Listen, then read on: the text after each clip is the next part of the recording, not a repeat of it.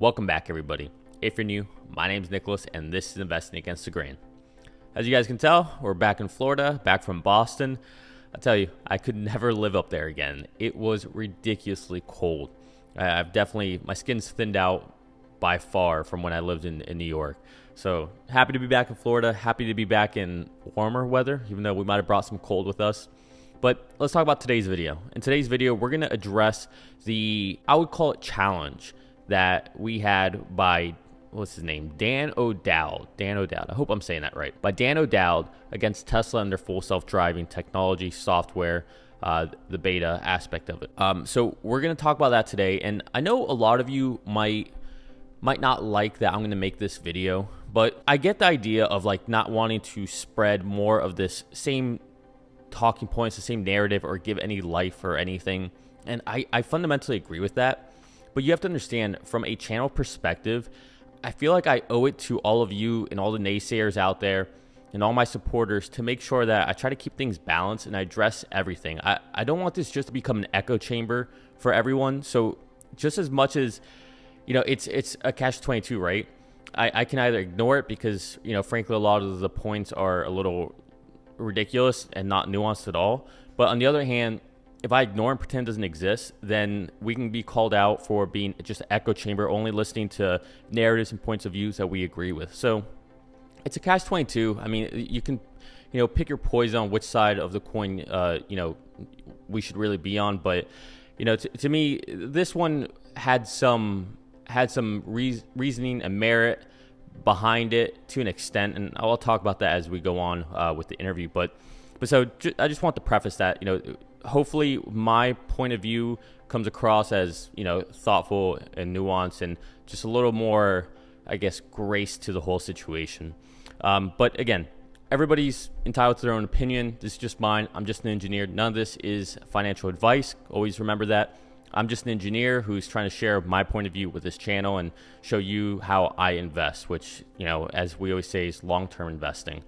All right, well, with that said, let's not belabor the point. Don't forget, hit the like button, hit the subscribe, hit the like button, hit the subscribe button, ring that bell, and let's get into it. Let's start off with some context. So a few days ago, Dan O'Dowd posted or paid $150,000 to take a full-page advertisement out in, I believe, the New York Times is what it was. And this is the ad that he put on there, essentially saying, don't be a Tesla crash dummy, making computers safe for humanity, the Dawn Project. And below it says, we did not sign up our families to be crash test dummies for thousands of Tesla cars being driven on the public roads by the worst software ever sold by a Fortune 500 company. Now, on the surface, a lot of people who don't follow Tesla, probably, many of us do, might be thinking, oh, that's a very valid point. But we'll break this down as we go through, because we're going to see a video or an interview that he had with CNBC. And, again, nuance matters so much. These quick clips and quick responses without a challenge to them, it matters. So that's what we're going to do here. Again, he paid $150,000 for this ad. Again, I'm pretty sure it's the New York Times. And it was actually more than that because that was before color. So he added color into it, so it's even more expensive. So either way, it seems like, on the surface, you might think, oh, this is a guy who's very benevolent, cares very much about safety, and he's just doing this out of the goodness of his heart. Other people might think, well, he clearly has a motive. He clearly has an agenda. So let's unpack this together. Let's take a look at this interview, and, we'll just, take our time and we'll dissect it as we go and try to be rational and as unbiased as possible with this. And it's good to have you this morning. I read that ad. I'm sure many others read it as well. It's alarming, but I just wonder, why are you doing this? So I love just the way this interview even starts off. This is one of the few times that I've ever really been impressed all throughout with CNBC and the way the reporters ask questions. Now, of course, I understand that CNBC has to be somewhat balanced and somewhat, PC with their questioning and, the amount they press on the interviewers, because they want to make sure people want to come on the show, right? So, there's obviously an inherent bias and a lack of real reporting from all these organizations because they want to make sure it's a platform that people still want to come on and they don't feel like they're being attacked or pressed too hard, right? People aren't going to talk, or people aren't going to want to come onto your channel, your show, whatever it is, whatever medium it is, if you are known for, I guess, just, grilling them hard with these tough questions that, they don't want to answer, or they don't want to have to be in that type of situation. So I get the balance, but I like this straight up question. Why'd you do this? What's the point of this? What's the impetus behind this? So let's give Dan his chance, and let's hear what he has to say. Well, the history of a very important factor in modern history is this commitment to the internet, connecting everything up to the internet. And every company on the planet, everybody is totally committed to hooking everything up to the internet as quickly as possible. And this has created a really big problem because all this software, ask anybody, they'll tell you everything can be hacked, all the software can be hacked. But what we're doing is connecting up the things that our lives depend on. The power grid, cars, water treatment plants, hospitals, they're all being connected up to the internet, and it's all that software is very easily hackable. And people can take down vast sections of our critical infrastructure anytime they want. For cars, there are huge problems with cars, in self-driving cars. If you've got a hacker gets control of a self-driving car, which everybody basically says, of course, we all know it can be hacked.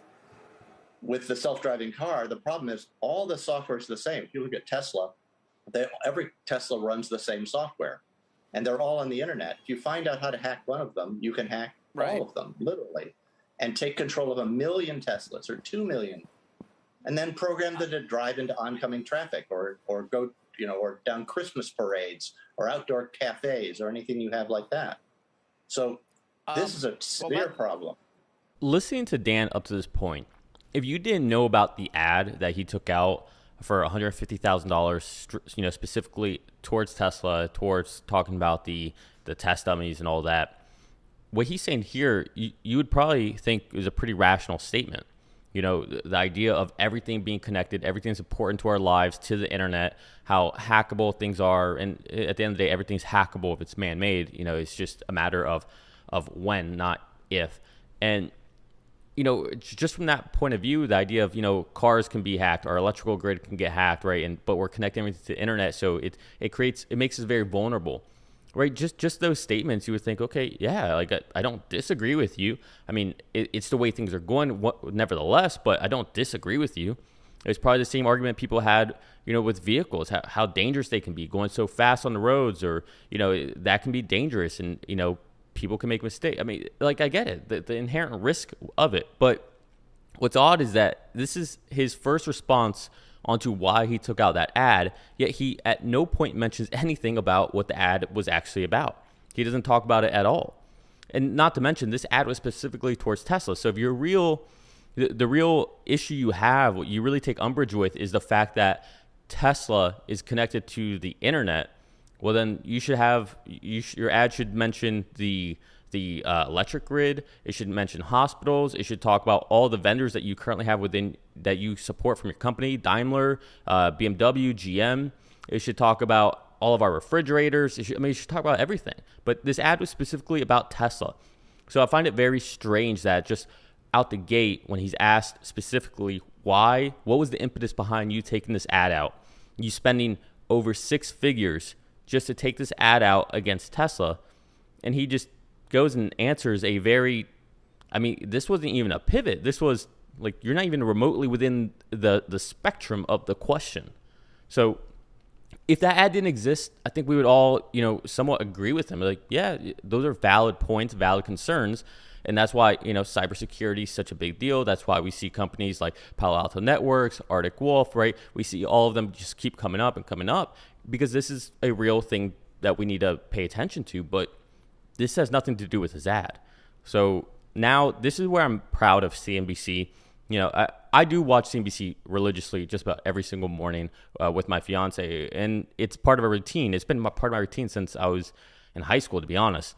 But I'm not always happy with the way they interview. And here I'm very impressed how David continues to press. Yeah, that's a scary prospect. But your ad didn't focus on that as much as it focused on what you said was analyzing many hours of YouTube videos and just finding that, at least according to what you saw, the self-driving function on these Teslas commits more than 1,000 times as many critical errors as human drivers. I mean, you weren't focused on hacking as much as you simply are, am I wrong, focused on what you feel is a faulty software program?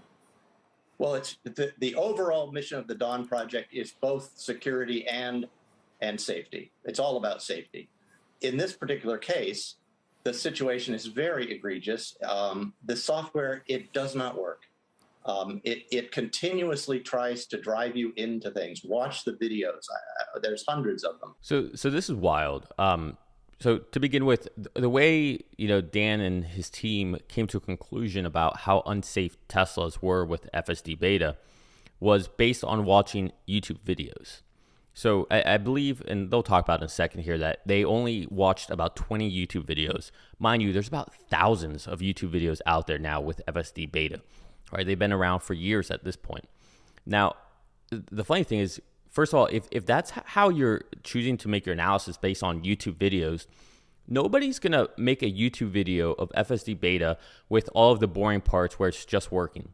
All right? Like, that's not useful information, right? We need to strip out, like even Tesla internally, right? They don't care about all the good driving. What they want to focus on is the bad stuff, right? Or the interesting parts. So the parts where, it kind of had this, I almost had it, but it didn't quite have it. I had to press on the accelerator a little bit just to kind of give it encouragement. Or, this is a blatant mistake. Or, wow, this was a very impressive that it was able to maneuver through this construction, right? Those are the interesting things. And that's what YouTubers are going to put out, right? We're going to edit out all of the parts where it's just working, marvelously. Well, why would we keep that in there? That's not interesting for other people to understand how the software is developing. We want to see these edge cases and see how the software is handling those edge cases. And then over time, as we encounter those edge cases again and again and again, we can see how the software is evolving, right? So that's what we're putting out there. So if Dan is reviewing YouTube videos and that's how he's basing his analysis, there's no way for you to have a true understanding of time and space within those videos because people are going to edit these videos nonstop. Now, I would just add to this as well is that he's talking about about this software being out there in full release. Look, this is a beta software. Can you purchase FSD when you buy a Tesla? Yes. Now it's $12,000 to purchase it if you want to buy it outright. It was $10,000 a few days ago. Now it's $12,000.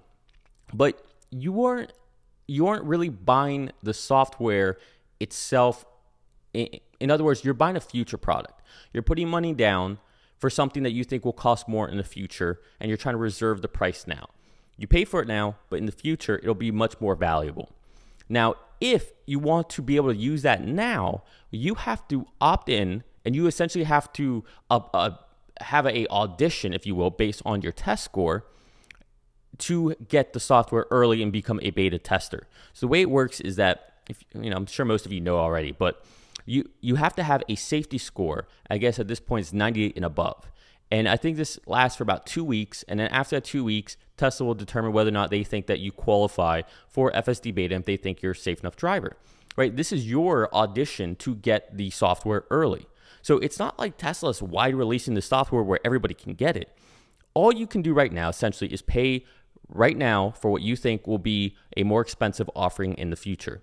Now, keep in mind, every single Tesla already comes with the hardware, the cameras, and everything needed for full self-driving from a hardware perspective. It's just the software that is being worked on, which, talk about gross margins, that Tesla is this tangent. It's amazing that Tesla has such amazing gross margins and has all of this extra gear baked into the Tesla. The fact that they have 3.5 times margins from any other automotive company out there that does volume production, and Tesla has all this extra gear involved within that number, that's just insane. No one ever really talks about that, though. But so his premise here is just very faulty, but let's continue and give him more of a chance. And that was the study.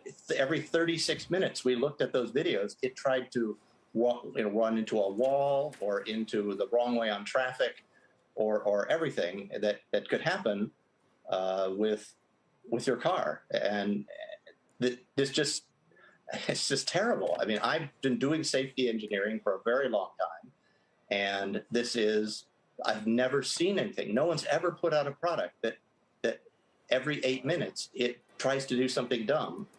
I put out a reward of $10,000 for someone who could show us a single product that fails that often and does the wrong thing. Again, Tesla hasn't put out a product yet, right? They have a beta software, which, Dan chooses to omit from his vocabulary. It's a beta software that they're testing. If someone wants to use it, they essentially have to audition based on their driving score and their safety on whether or not they're allowed to participate as a tester within this program, right? It's based on how they drive. And on top of that, Tesla will give you strikes. And after, I guess now it's 5 strikes, it was 3. After 5 strikes, you're removed from the program, right? So you get these warnings. Tesla's treating this as if you are a employee who is testing for them, except it's voluntary, right? You voluntarily choose to submit yourself. It's no different than clinical trials, right? We had it with the COVID vaccine, where people voluntarily wanted to go forward and be a test subject for the vaccine to see how it, the efficacy of it on humans before we went wide release. It's the same thing, right? This is all that's happening. People are stepping up saying, hey, we want to be a FSD beta tester. With the vaccine, same thing. They want to make sure people who didn't have probably a lot of comorbidities or any kind of rare health deficiencies or anything of that nature. They wanted someone who's pretty much a neutral subject. And so Tesla does the same thing, right? They want to make sure it's someone who's a good driver, somebody who isn't driving recklessly, someone who is going to be attentive and pay attention to what's going on. So this isn't a software that's wide release. So for him to sit there and say, name another Fortune 500 company who has a software out there that fails X amount of times and X amount of period, they're working on it. They're developing the software. It's not wide release. If you want to use it, you have to sign up to attempt to be able to be part of this program. Right? And this whole program is the development of FSD. It takes all kinds. It takes the developers, it takes the labelers, and it takes the people who test it. It's all part of it. So they're not actually selling this. You said your report analyzed 22 videos posted on YouTube. I mean, is that enough of a sampling size to really make the claims that you're making, Dan? It's a substantial portion. We're doing more. We did that many, and we looked at it and said there's just no question as to the situation. We looked at more. We sampled other ones randomly and said, this is fine. We're going to do more. We're going to do more videos that took time to analyze. We looked through every single one. We've annotated. There's a spreadsheet that annotates every failure, every time it turns from the wrong lane, runs through a stop sign, each event that it does. Each of those. Those are something that if you did that on a driving test in California, they wouldn't give you a license. And it happens every 8 minutes. You got a 20-minute test under California. Couldn't get a driver's license. It makes so many mistakes. So let me push back on this real quick. I already addressed the YouTube, fallacy, right? So I don't need to talk about that again. But then Dan goes into talking about how it fails X amount of times in 36 minutes, whatever, and a California driving test lasts for a certain length of time. And what he's arguing is that this vehicle, this software, would fail a California driving test. But here's the point. One, it's not ready. It's not done. It's not ready for a driving test. Very similar to us humans. All right, in Florida, when you're 15, you get your learner's permit. At that point, you are learning to drive. At no point at 15 are you ready to go take your driver's test, right? Unless you've been driving before that. But, right, like minus exceptions or 1% of situations, you spend from 15 to 16 a whole year learning to drive, right? And during that time, you have an adult supervisor next to you, right? Somebody who has a license, 18 or over. And you're learning to drive, right? Same thing as what FSD Beta is doing. Is that 15-year-old going to make mistakes? Of course. Is there going to be hesitancy? Of course. Is there going to be little moments of awkwardness? Yes, of course. Will a 15-year-old accidentally run a stop sign? Yes. Will they almost get in an accident? Yes. This is inevitable, but we need to do this in order to have adults or kids learn how to drive, so when they become adults, they can navigate this world. Now, let me ask you this. At any point, did any of you ever consent to being a test dummy for all these 15-year-olds out there learning to drive? No, because that's ridiculous. They have to learn somehow. No way to learn is they get out there and drive. Now, if I have a 15-year-old next to me and they're learning to drive, right? You wouldn't consider yourself a dummy or a guinea pig that's unconsenting to them learning to drive, and they might accidentally hit you because they don't know what they're doing. So why would you do the same thing with FSD Beta? It makes no sense. And I'll tell you one thing. I'll go one point even further. It's even more dangerous to have a 15-year-old than FSD Beta. Why? Well, when a 15-year-old is driving and learning to maneuver this world via vehicles, I'm sitting in the passenger seat. I have no control over their brakes. I have no control over their accelerator. The most I could really do is grab the steering wheel and maybe jerk it a little bit, right? Maybe 20 degrees, I could jerk it. That's it. Other than that, really, the 15-year-old is in full control, whether they know how to drive or not. With the FSD Beta, the driver is sitting there, hands on the wheel, ready to take the ready, foot on brake, foot potentially on accelerator, ready to act instantaneously. You don't have that with the 15-year-old. So just as the 15-year-old has to go out there and learn to drive, and just as you would not consider yourself a test dummy because a 15-year-old is out there learning to drive, FSD Beta is no different. FSD Beta needs to learn how to drive by getting exposure to all these edge cases around the world. It needs the miles. It needs to learn how to drive. It needs to learn how to navigate these different situations. A 15-year-old doesn't just intuitively know how to merge into a median onto a 6-lane highway. They don't know how to navigate through random construction zones, right? You have to help the 15-year-old, help them along. FSD is the same. Now, again, FSD Beta is even safer. FSD Beta is even safer because I can take over immediately. With a 15-year-old, I don't have that ability. So I think this is a false premise by Dan sitting there insinuating that, if the vehicle couldn't pass a driver's test today, that it's not good, it's not safe, it's not, whatever. No, we agree, Dan. Nobody is saying that FSD is ready for prime time. What everybody's saying is that it's a beta software. That's why we have beta testers. That's why you have to have a certain safety score to enter the beta tester program. So it's just this is where it just becomes a lot of maybe not misinformation. That's such an overplayed phrase, but it's just a lack of understanding of the nuance of how this works. So on the surface, many people may agree with what he's saying, but once you explain this, and hopefully other people see this video and they understand a more rational and logical perspective that explains how things are working, that's when things really start to become, okay, yeah, that is reasonable what they're doing. And I just think sometimes we need to take a step back and have more of an approach that involves nuance and understanding. I heard a phrase not too long ago that says, there's always three sides to a story. There's this person's side, there's their side, and then there's the truth. And so hopefully this video kind of bridges the gap between that and gives you more of the truth. Dan, it's Morgan. I mean, this conversation entered the Twitter sphere, if you will. I know you tweeted about it, and then Elon Musk has had some responses too. Someone else tweeted that it's so weird that the most vocal critics of full self-driving always have a huge financial interest in a competing solution, and Musk responded to that indeed. Do you have a huge financial interest in a competing solution? Is that part of the reason that you even started looking at this technology and are so critical of it? Well, no. I mean, a financial interest in a way. I have no, as you guys say, I have no financial interest in Tesla. I have no short positions, puts, anything like that. My entire financial interest in Tesla is I own 3 of them. I own 3 Teslas. I own 2 Roadsters and a Model S. So this also becomes disingenuous again, because he says his entire financial interest in Tesla is the fact that he owns 2 Roadsters and a Model S.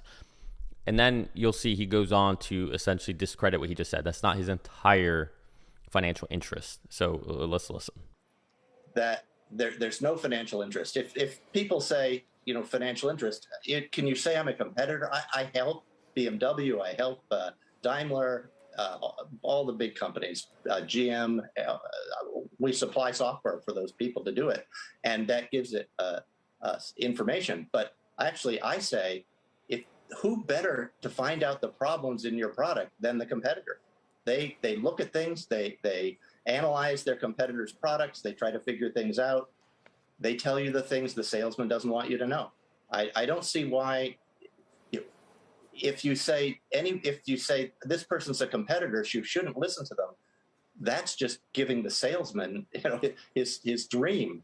No one will ever hear about anything negative about the product. Yeah. So I think it's completely wrong-headed just even to say that. Yeah, sure, we're a competitor in a moderate way. I don't make cars. I don't make self-driving software. I make software that people who make self-driving software use to do their job. So I agree with him to an extent there, where he talks about, you want to have competitors challenge you.